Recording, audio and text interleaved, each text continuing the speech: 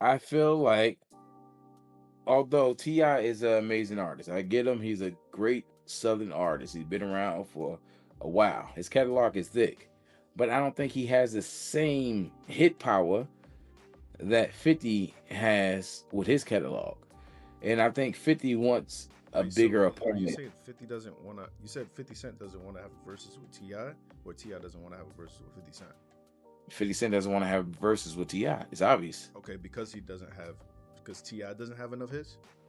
Not saying that Ti doesn't have enough hits. In my opinion, I feel like he want to go after somebody with more hit power. For my personal opinion, I think.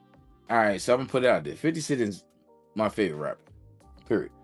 All right, and I feel like he has such a body of work that he needs somebody to be on that level with his body of work. I don't think Ti is a good opponent, and that's my opinion. When it That's comes down to the verses, I don't see it. I can't see hit for hit with Ti and 50 Cent. I cannot, because I can 50 Cent definitely will see it. win hands down. I can definitely see it. I can see that they're evenly yoked. I would say 50 Cent did have a higher peak, but if we're going hit for hit, I would think it's closer than you may think for sure. Um, Even if you're getting a top back, why you wanna, um, Trouble Man. He had like 3 or 4 hits off Trouble Man. Even going all the way back to when he was doing the shit with Young Bloods. Maybe I'm gonna for you. Run dirty on 85 slow. Like he has his back from the night since before 50 Cent even came out. Ti does. While they may be regional, you may be thinking of it from a regional standpoint. I don't think a lot of people from the South, a lot of people from the South would say the exact opposite. They would say, anybody listen to 50 what in the club, as opposed to somebody from the East Coast saying, well, yeah, I know mixtape 50 and all the G Unit stuff and da da da da. But you got to think when it comes to um, verses specifically, that platform, Mhm. you're thinking about unless it's a group effort, which Ti is not a part of a group, so it can't be that. Single for single, I think they definitely are polarizing enough to make a good versus, and they both have star power enough for it to be a hit, and they're relatively equally yoked. I think 50 Cent does edge out Ti, where I can agree with you on that, but I think that 50 Cent hasn't had a hit in probably close to 15, 16 years, probably since No, probably not longer true. than that. I'd say probably like 17 years. Well, I'm talking about international hit. I'd say I was hearing Top Back and watching ATL and all of those things years after 50 Cent had already fizzled out in the mainstream, in the like one for one on the radio countrywide hits. Whatever you like, songs like that. You remember that song? You got whatever Mhm. you like. That was out. 50 Cent had already fizzled off. I think he was making like, do you think about? He's making like songs featuring like Fabulous, like a B tier rappers and stuff. Whereas Ti was carrying star power for years, and I would even venture to say he was relevant for longer than 50 Cent. Like I said, he had came out in the 90s and he had star power. Even though his rise was slower, he got to that Mhm. peak at a longer rate. Whereas 50 Cent, after I think it was Massacre, I don't think I listened to anything outside of maybe like a single here and there. Even then wasn't even really big. That was me like actually searching for 50 Cent records.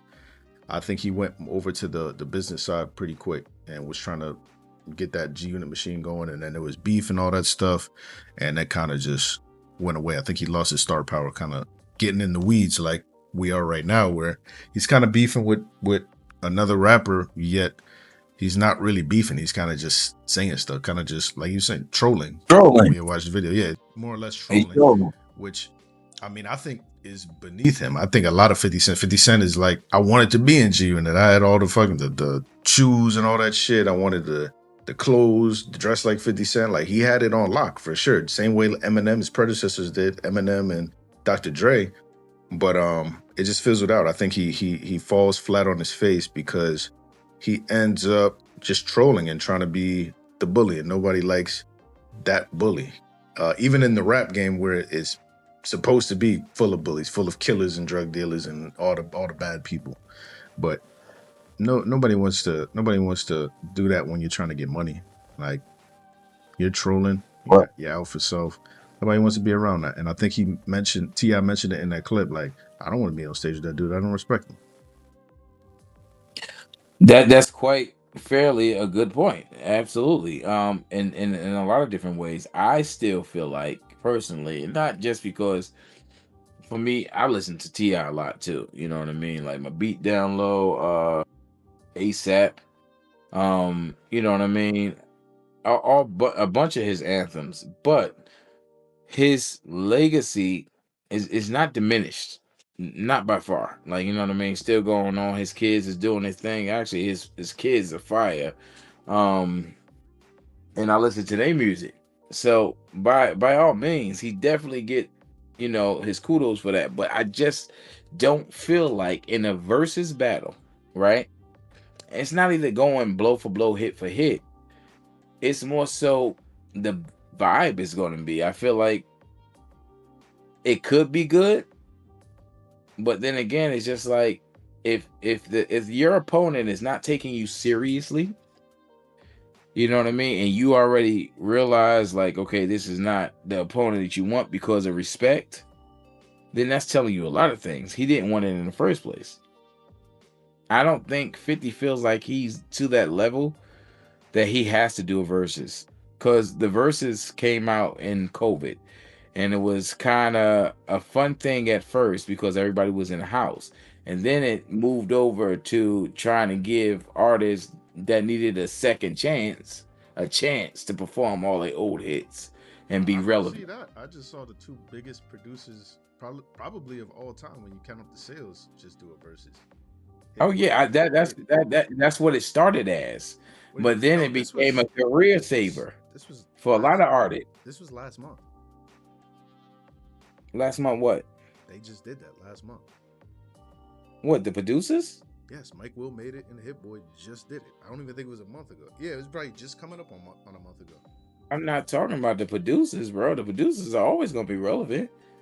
They still making moves. I'm talking about the actual artists. Just like okay, perfect instance. The verses between Mario and Omarion, horrible. But at the same time, Mario and Omarion, they wasn't making nothing at the time. Tour just stopped with B2K, and this was like, all right, we forgetting about him again. Love and Hip Hop is over, and all this other crap is over. Now we forgetting about him again. Let's give him a little platform. Now, the reason why Mario made it, better vocalist, way better vocalist. You understand? Didn't even have to try too hard to win that one. He was on Empire at this time. He just got off of Empire at this time before it started crashing and burning. Omarion just got off tour with B2K, and then they started crashing and burning because they started beefing again within the group. And then it came out that Fizz slept with his wife and whatever, all this nonsense. But they was at the end of their career. They needed a revive, like they needed a revive. You know what I mean? Omarion will come out with some internet video. All of the okay, I can agree with you on. Well, I wouldn't even say it's second resurgence because I mean they're not getting paid what they get paid. You're talking about legacy artists. These are artists that Omarion, even I mean, you kind of little boy in them a little bit by saying, "Oh, hip hop, loving hip hop." Bro, Omarion can go anywhere, probably on this planet, and make a decent money. And they're about to go on tour again. They've done the Scream tour. What was it? Yeah, I saw Bow that Wow and all that. screenshot. Yeah, they can do that and get $40,000 a show all day, every day for probably the next even 20 years into the future. Because there was times when people would say that about Usher. Oh, Usher's just doing a little shaky MTV pilots and he fell off and da da da. But yet he did the Super Bowl just a couple years ago, and then he did an arena tour and a residency in Las Vegas. So that's cool to say, like, oh yeah, you're making a bubble, yada yada yada. But yeah, it can add a spark. But these are legacy artists. I think we need to respect all of the artists and the people who put on for our culture specifically, for sure. I would never like say like they're peons or they little boy or they fell off or da da da da. maybe they're not as popular as they once were, but even still, they all make pretty decent music. It might not be the top of the charts or whatever, but they're still musical people, and you can't take away anything that they did. But back to 50 Cent versus T.I. 50 Cent versus T.I. It started at this verses, but it carried on into blatant disrespect because of one, 50 Cent heard this right here, heard T.I. saying he doesn't respect him, yada yada yada. Basically brought his name up because he kind of did bring his name up out of nowhere. But 50 Cent did his trolling thing, got on Instagram and put up a picture of T.I.'s wife Tiny. To which T.I.'s son responded as opposed to T.I. responding. T.I.'s son responded and went at 50 Cent's dead mother. 50 Cent, large part of his background was even in the movie. His mother passed away. I think Mother got she killed. died in a fire. Well, they said that she put, yes, they said that she put, somebody put something in her drink, and she fell asleep in a fire in a house or whatever house she was in. Or, yeah, she passed away in the house. But I mean, like that I feel like that's just completely out of line. Especially for a kid. Like stay in a child's place. He is a grown man, but you've never stood on your own 2 feet ever. Like you're now that's a struggling artist. You want to call somebody a struggling artist? That's a struggling artist. He says he's swinging from T.I.'s success, hoping he's basically the only one who is not musically inclined out of all of the kids. He's the least of everything, the shortest, the goofiest looking. He's got the big old donkey teeth. Um, all of his music falls flat on his face. Goofy tattoo. It just looks like a cartoon character. He looks like a fucking Looney Tune. Um, and he's the first one to hop up and hop into it, of like you would expect from him. He's just been making a fool out of himself and his father for years. I think he should have stayed out of it. T.I. came back with the diss tracks, which I felt were kind of just goofy altogether. I feel like they're both just too old to be doing anything that they're doing, whether it's beefing or trying to strike up, whatever it is. Where T.I. went on the interview, like it all just seems goofy to me. Especially when you're hitting your 50s and 60s, man. It's time to stop. Yeah, exactly. And that's the thing. Like these dudes are we're about to be grandfathers, if not already They grandfathers. are grandfathers. Yeah, Ti is literally a grandfather. His goofy son just had a kid. So you're talking about grandfather, like it just looks tacky. It looks played out. You don't see rock stars doing this. You don't see salsa singers doing this.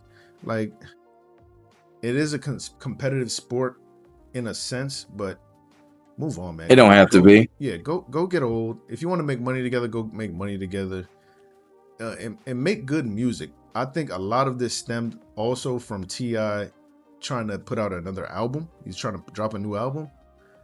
And he's tried to He got a banger though. He got a yeah, banger. he had a pretty decent single out, and that's the thing. It overshadows good music when you start to do bozo stuff like this, which is where I feel like there's a parallel actually between him and 50 Cent in that. Like just in this situation, it's super ironic that he's going at 50 Cent when 50 Cent is known for kind of shooting himself in the foot for the sake of revenge or for the sake of getting at somebody. Bro, you put out an amazing body of work. You put all this time, you sink all this time into making good music, the thing that is your bread and butter, and then it just gets overshadowed by controversy, trolling, and just childish behavior. It keeps him relevant though. Think about it, man. Listen, It does, but at what cost? at this point in time, when you at a certain hierarchy, what else is due? You know what I mean? Like, I Venture mean, out, solidify your legacy going forward, because we've just saw with P Diddy oh God, exactly how left it can turn when you start to rub the right people the wrong way. If you get a little lippy, nobody's above the program. Nobody's not above the at program. all, And I not bet at all. 50 Cent has probably more skeletons than P Diddy, which is ironic because he made the documentary and everything. So I think that He 50 went Cent full for into that sure, documentary.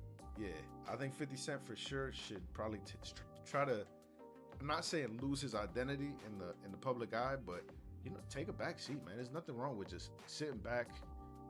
You can promote your stuff without being, and that's why I feel like he does put his money into a lot of failing businesses because a lot of successful business people don't really want to be around him in certain things. Like the things that he does, it just keeps people away. Yeah, you're able to make money and you're a good vehicle for marketing, but dude, you just do stuff sometimes like people don't want to be attached to I can understand where you're coming from with that. I personally, I don't see it that way. it. I see how it can be uh very hurtful, very harmful actually to his career, but it hasn't. This has been his MO from the door. At least you can applaud somebody for being their absolute self. You know what I mean? Like, despite how anyone else feels about what he's doing, he's still richer than both of us, still got bigger capital than both of us, and still has a brand. You know what I In mean? the ways, in the things that matter, I don't think he's richer than either one of us. I think 'cause 50 Cent is a very lonely guy. Like he's not married to anybody. He doesn't really have lasting friendships outside of maybe Tony Yayo and Young Buck and maybe some of their friends from back in the day. That he's not even really. I would venture to say that he's not even really friends with his close friends because 50 Cent is so standoffish and he's more or less like a an overseer of his crew as opposed to somebody to build with. And maybe me being wrong, I don't know him personally, obviously, but the things that I've seen where he'll, kind of kick people while they're down, play recordings of what was that, Young Buck crying about money, That and was even funny. just the way that he little boys, it's all good to build in private, but when you kicking your homies while they're down in public, you look crazy because these are the people that you choose to associate with, and you're not even fucking with them like that. You're not even loyal to the point where, hey, I ain't gonna let everybody in our business, but I can check you in private. Like that says a lot. And even look at the relationship he has with his kid. Yeah, it's not his oldest son. Yeah, his oldest son, dude, he had a full on same thing, same thing. Went on the internet and started bashing his own child. And this is the child that he said that he became a rapper for. He changed his life for this child. The child becomes an Absolutely. adult, and you start calling his mother a whore, and you dash his name through the streets like a dog, bro. You're rich in the pocket for sure, but of the heart and the soul, completely poor for sure. Well, I think he has what helped a lot of people, but to what end does all of the theatrics and being just ultra braggadocio or ultra machismo, like where does that, what end? Your legacy is gonna be nobody at your funeral but Tony Ayo and Lloyd Banks. that's hilarious that you said that. That's hilarious. And then there was a little bit of a silence at the end. There ain't gonna be nobody at your funeral but Tony Yayo and It's true. Like those are the only people I think he's ever really showed like true compassion to in some sense, and it wasn't even true compassion. Um, and that honestly, I think is because of the whole mother thing. The mother thing kind of set him on the path of sort of destruction, which he turned into, which is an admirable thing. Turned into a businessman and a capitalist, and really putting himself out there, and an artist. Even some would say like artist first. Um, like that, you kind of undermine those things, not even for other people or the external, but for yourself, dude. Like you became and did all these things for yourself, and now you just boil yourself down to trolling people on Instagram. his trolling is funny. I'm not gonna lie, and the It fact is that it he is pretty told hilarious, but it's hilarious. It reminds me of like the interviews with Kevin Gates and the shit that he has oh say. yeah, well, I It's feel like funny as hell, I feel bro. like Kevin Gates is far more genuine in the things that Sympathetic. he says. I've watched several psychoanalysis channels, and I've Mm-hmm. seen like what this one I gotta send it to you, but it's like 50 Cent is a classic um uh uh uh what is it? not a narcissist, but I think he's like a borderline something. Borderline or golly. Bipolar or No. It's borderline personality disorder. yeah, borderline personality disorder where he can't even really figure himself out. I think because even you'll look at him say some of these things, and it's just this glossed over look, where it's like, oh, it's not even registering to you that you just said that your baby mother's a fucking whore, and your child is a bastard, and he's not your son anymore. So it sounds like In front of millions of your followers, and then you hold up a champagne and promote the champagne. vitamin water. Vitamin water, ladies and gentlemen, vitamin water. Right. Yeah. No, I think you made some excellent points on his personality, and definitely he probably does suffer from um that in general.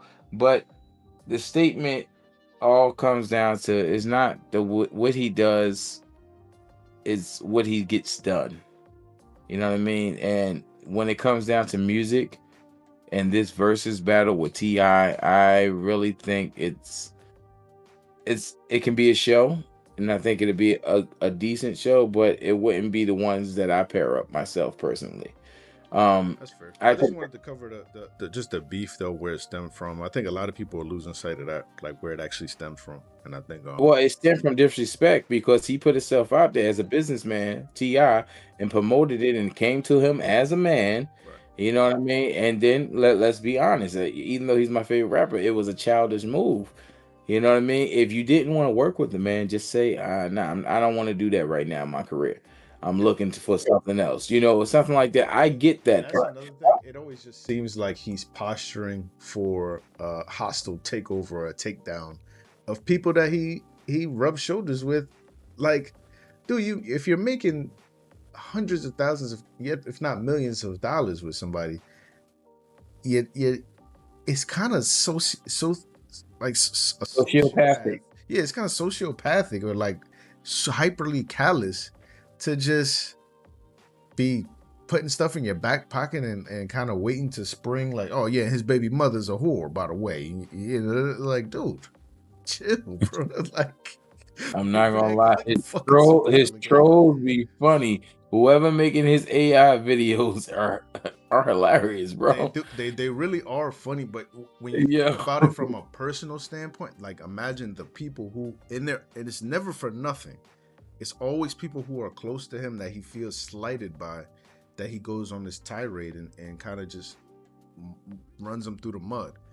So that's the aspect or frame of or frame yeah point of view that I'm looking at it at. Like these are people you considered friends or would have shared a meal with or would have shared or made money with or went in and risked some money to make money with. Like you get to that level and what you just break the vase over their head. It's just At odd the to end me. of the day, nobody's safe. Yeah. All right. Yeah, look out for Nobody's everybody. Look safe. out for yourselves. Look out for 50 Cent, Everybody, look especially. out for you, bro. There Look ain't out for nobody yourselves and safe. look out for 50 Cent, especially. Because he's coming. Nobody's safe, man. I wanted to move on though to that Clarissa Shields fight. Now Clarissa Shields, obviously boxer, one of the greatest female boxers of all time, probably has made coming up on the most money of any female fighter of all time. That's a I beautiful believe thing. even Layla Ali. Really? But she recently fought for Sean Cruz Dezern, I believe is her name. Okay. Or how you say her name. This is their second time fighting, I believe. First time they were much younger, much earlier in their careers. But this fight just looked like a circus. It looked like Rocky and Apollo Creed that when they were old, that old fight where they were both old men and they're just like Yeah, when struggling and Apollo got killed. yeah, like Oh, no, he got out of shape, slow, sloshy, like dude, I don't know if it's women's boxing today or what, but let me show you. Let me show you what this chick. This is her opponent right here. This is for Sean Cruz. She definitely looked like an auntie. This looks like somebody's overweight That's auntie. That's No somebody offense. auntie right there, man. Somebody's aunties and they're trying to perform. Yeah.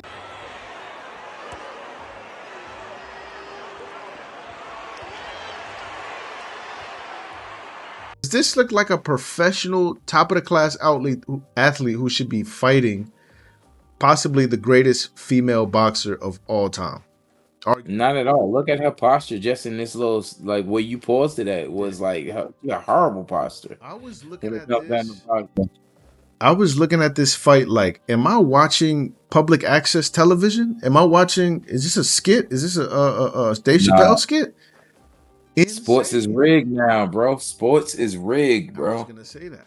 I think It's that so this rigged, bro. was a money suck. I think they got somebody who is just good enough because she does have a good record. Her last 5 fights, I think she won all 5 of them, whether by decision. I don't think she's gotten a knockout in a while, but she does have some power. But just the sloppiness of the fight, even just looking at some of the advertising, it just looked like a money. It looked like like somebody's trying to clean some money. Jake Paul did it best. He gave us the blueprint on how to fake a fight, bro. Yeah, but that was an exhibition. This is a women's boxing association match. This is Oh sanctioned. man, This is a sanctioned that's match by the boxing association. So I'm looking at this like, bro, are we getting the wool pull over? I feel bad for anybody who ordered this on for $80 on pay-per-view because you're getting hold. They just put Big Mama's house in there with the #1 boxer. yo. It seems like she's pulling back a lot. As soon as she extend and throw a power hit in, she look like she pulls back Oh at the well, end. for reference, that's the last round. This is the last round, so they're both pretty gassed. But even still, most boxers are able to keep their composure, keep that bounce about them. You might be gassed, but you're not gonna lose too much in the way of technicality. But she's swinging like a girl at a certain point. Yeah, She's it was just very bad. It looked like she was going for the knockout a couple of times. She threw 2 haymakers I saw over the head haymakers, and I'm just like, oh, that's not really, how it's supposed to go. yeah, But and she was gassed in the 4th round, by the way. with the auntie, Yeah, Auntie was gassed. She was gassed. 4th round. and she looked like, but she was trying to hold it up, but like Clarissa Shields, man, she looked like she pulled back a lot. Like she looked like she had some bangers that she could have lit auntie up, but she just pulled back at the end. Yeah, I think if At that she would have last really little, leaned on her for sure, I think she would have knocked her out. She had too many I openings. think she would have staggered her and knocked her down. I don't think she would have knocked her out there. It's just the nature of how big they are. They're pretty much the same size and they're both pretty small as far as mass. So I think they would have. I mean, they probably would have just stalemated. Mass is gonna move mass. Ain't none of them that much powerful than the other one. Who won the fight at the end? Who you think won the fight?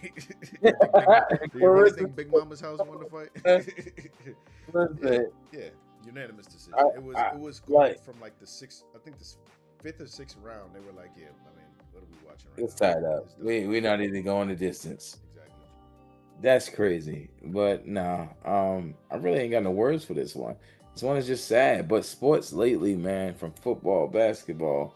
I mean, with LeBron James, with the fake getting hurt every time he fall, like get up Sports limping, ain't what it used bro. to be at all. I think back in the It's day, not. it used to be real slugging shit. The NBA was more violent than this boxing match back in the 90s. Man, the NBA used to be like and one in the big leagues. Like it was nasty. It was brutal, but it was beautiful at the same time. Like not no more, man. I can't even stand. Like I wasn't a big sports guy to begin with, but at the same time, I would like to watch a good game every now and then.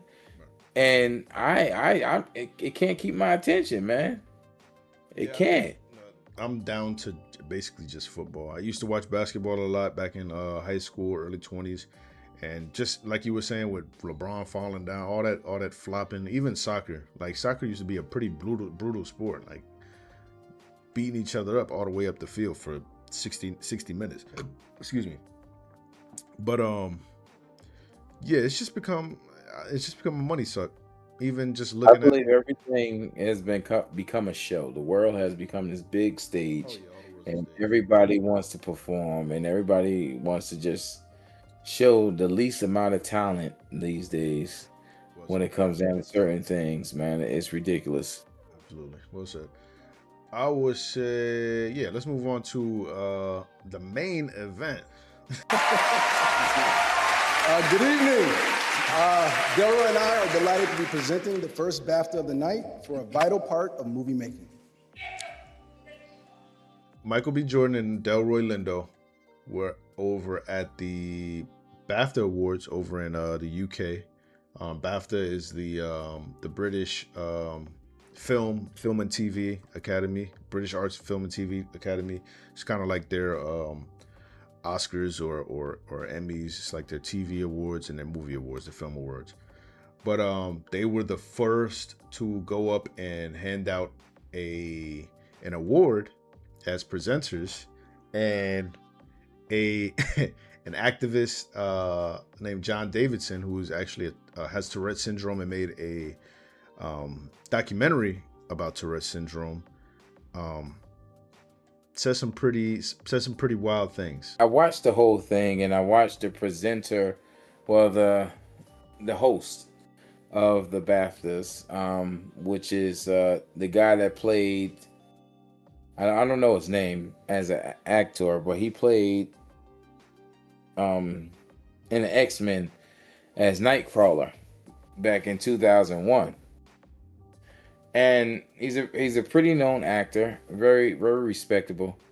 And when he came up to try to set the record straight and apologize, he didn't apologize to them themselves. He apologized to the audience, and I hope like no hard feelings. Strong and offensive language tonight. If you've seen the film, I swear you will know that film is about the experience of a person with Tourette syndrome. Tourette syndrome is a disability, and the tics you've heard tonight are involuntary, which means the person who has Tourette syndrome has no control over their language. We apologize if you were offended. Yeah, so basically that was it. He ended up apologizing, and I remember now that he was Nightcrawler. He also played in I think that was Hunger Games, I think. Yes, he did. He was another host in the Hunger Games. But throughout it all, man, Delroy Lindo, if I say this name correctly, excuse me if I get it wrong, he is a profound actor. Like, I love everything that he do. I remember the first movie I actually saw him in was Crooklyn, and that tugged at my heartstrings for personal reasons. But it was a powerful movie for me, and from then on, I followed his career from This Christmas with Chris Brown, where he played the boyfriend of Chris Brown's mother. Thought that was a phenomenal role. And he had some major roles in between there and before then, that he's just a compelling, powerful actor. And I remember him being on a panel with I don't know if it was a movie or it was an actual interview, but he dared the white interviewer to say the word. If you remember that. Oh yeah, yeah, Um, that was actually a skit. that was a skit. Yeah, Okay. I just yeah, wanted, but Delroy Lindo is a large part of that sweeping cast of Spike Lee's. He actually went to film school with Denzel okay. Washington. And he's done Mm, several. They were like roommates. Roommates went to school in the same class, graduated, everything together. right. And they both went in to work with Spike Lee through the '90s. Um, Hmm. and I guess they met back up on the other end. Delroy Lindo is just now kind of getting his just due.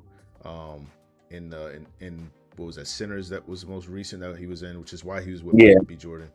I think that the situation specifically though, um, it was Tourette's and it was involuntary. Most people acknowledge that.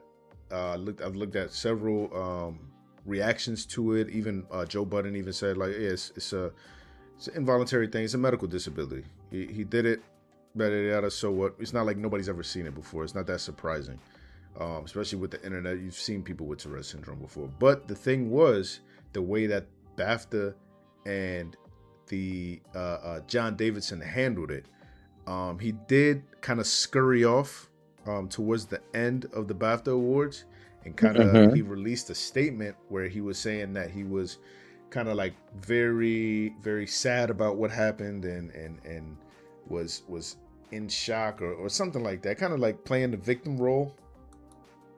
And let me search for the actual words. And that's the actor that played in that the movie was about, correct?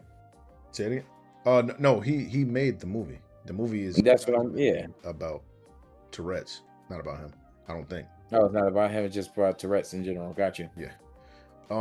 But yeah, he's saying that. Oh yeah, I'm embarrassed. Yada yada yada. Just took a victim standpoint, which to a point is, yeah, it's an embarrassing thing. You have a disability, and it comes to fruition in the worst way on national TV in front of everybody, in front of your peers. At that point, he's a filmmaker. Mm-hmm. And that's embarrassing. And I'm sure he's probably fans of Delroy Lindo and Michael B. Jordan. They had the biggest movie of last year, literally the biggest movie of last year. So obviously he's a fan. I think that the way that the BAFTA Awards and his team handled it, though, terrible. Him just saying like, oh, he feels bad, yada yada yada. BAFTA just sending out, like you were saying, the host to come. What is it? Alan Cumming is his name. Okay, that's his name, Alan Cumming. Got you. Ironic and actually hilarious as hell that his name is Alan Cumming. I think the way that they went about it, especially when you have ample time, this is post when he came back out and apologized. They had already had maybe 5 or 6 minutes. Nobody can write an apology. Hey, the BAFTA Awards wants to apologize for anybody who was that most that they got was, you guys heard some strong language. The guy has Tourette's. It's not our fault. If you feel bad about it, sorry if you feel bad about it.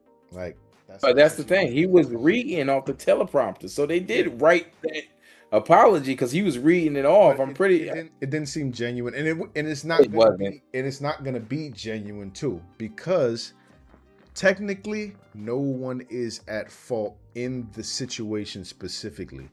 Nobody, the producers aren't at fault. The director of the award show isn't at fault. The hosts obviously aren't at fault. The Alan Cumming isn't at fault. John Davison is in at fault. It's just a freak accident, for lack of a better term. It's a freak accident.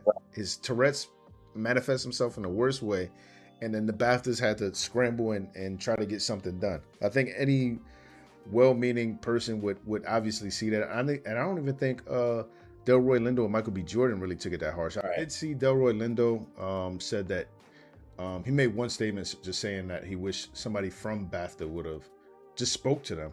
I think they ended up going backstage, probably made some googly eyes. Everybody's probably in shock, and they just kind of pimped off and probably had a chuckle about it. I mean, you know how it goes. I mean, you can't expect everybody to be equipped for a situation like that. Although I do wish that, BAFTA Awards would have took some responsibility since it is their event. Absolutely, and I feel like as though they could have bleeped it out. That's something that's mildly easy to do and edit. Mm-hmm. Yeah, that was a big thing. I think a lot of people were like, "Well, why did?" The thing is, like, it's like 5 minutes off. Nobody thought to hit the bleep, but then it's kind of a thing where it gets tangled. I think we talked about in our last video where people are so they're so wanting to be perceived as accepting that they get caught in the nuance. So they might have been like, well, if we bleep it out, then it's going to make it seem like we're trying to censor people with Tourette's. Like, it's ridiculous. And this has actually been done before. I do want to bring up, it wasn't in that capacity, but with curse words, and it was actually done in a better way. So this is Sweet Anita. Sweet Anita is a streamer, a Twitch streamer, a pretty big Twitch streamer, and she also has Tourette's. But I want to say, probably once or twice she's done the streamer awards. And she's even done BAFTA, actually. It's just crazy. But let's watch this clip real quick. To present the award for Evolving Game, please welcome Twitch ambassador Cyborg Angel and nearly at her 2 million follower mark, Sweet Anita.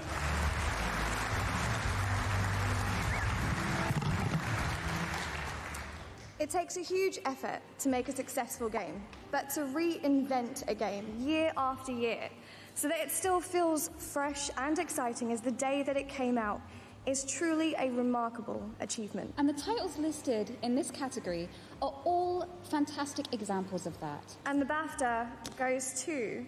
Shut up.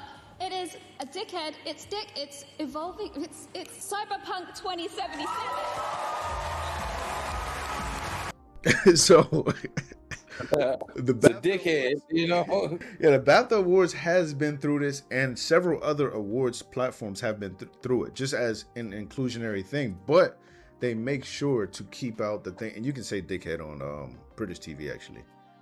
Really? You can say dickhead. You can say ass. You can say. I think you can't say. I might have to bleep that out because YouTube actually might get on us about saying that. But you Lord, you can't say that over there. But yeah, they obviously different set of rules over there, whatever.